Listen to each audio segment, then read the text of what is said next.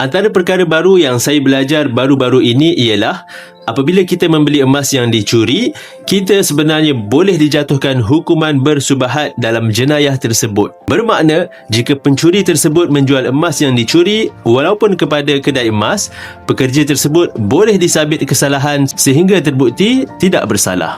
Bayangkan posisi anda jika ada kenalan yang ingin menjual emas terus kepada anda. Jadi bagaimana untuk anda elakkan dari terjebak dengan pembelian emas curi? Dapatkan emas dari syarikat yang dipercayai dan belian terus dari syarikat, bukan melalui dealer ataupun individu.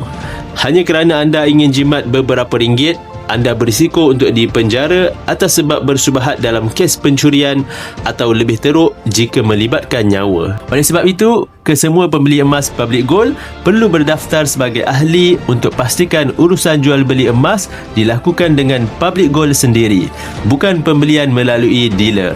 Tugas dealer atau introducer Public Gold adalah sebagai pemudah cara penyimpan emas Public Gold yang sudah ada melebihi 2 juta ahli.